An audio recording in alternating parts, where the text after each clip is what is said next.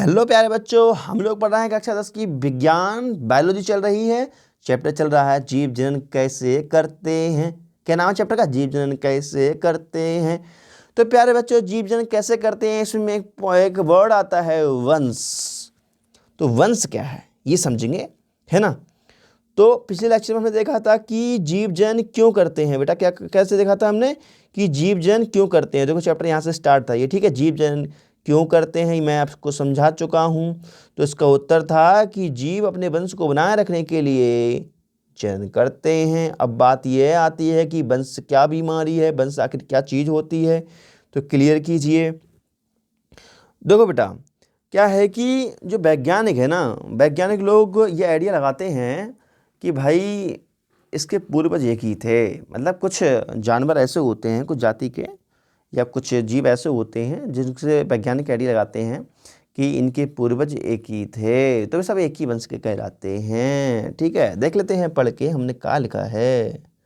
देखो बेटा, एक दूसरे से असमानताएं रखने वाली ऐसी विभिन्न जातियों को, जिनमें जीव वैज्ञानिकों को यह विश्वास हो कि वे अतीत में एक ही पूर्वज से उत्पन्न होकर क्रम विकास द्वारा समय के साथ अलग अलग शाखों बट गई हैं। ठीक है, बट गई हैं, एक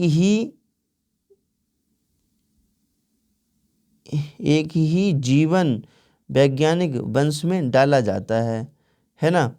अर्थात ये अगर दो क्लियर नहीं हुआ हो तो ये देख लो।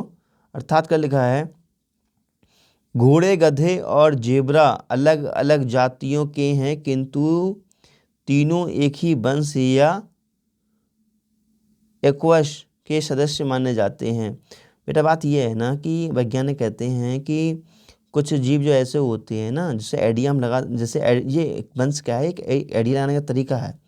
वैज्ञानिक एक आइडिया लगाते हैं, एक अनुमान लगाते हैं कि ये जितने भी जीव हैं इन सबके पूर्वज एक ही होंगे, तो वे सब एक ही वंश के माने जाते हैं। जैसे है ना, जैसे घोड़े हैं, गधे हैं, जेवरे हैं, देखो एक जैसे में लगते हैं तीनों, देखने में कैसे लगते हैं, तीनों ये एक जैसे लगते हैं, तो माना जाता है कि इन सबके पूर्वज एक ही होगा, तो इन सबको एक ही वंश का माना जाता है ना। फिर से पढ़ लेते हैं। देखो, एक दूसरे से असमानताएं रखने वाली ऐसी विभिन्न जातियों को, जिनमें जीव वैज्ञानिकों को यह विश्वास हो कि वे अतीत में एक ही पूर्वज से उत्पन्न होकर क्रम विकास द्वारा समय के साथ अलग अलग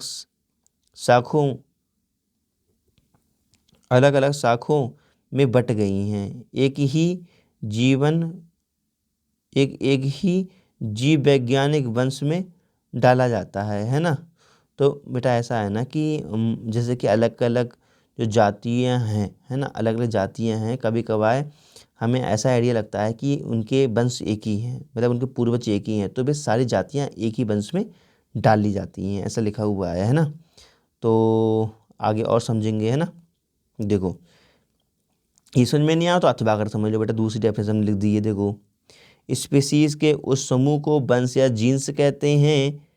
स्पीसीज के उस समूह को वंश कहते हैं जो एक दूसरे के साथ कुछ समानता रखते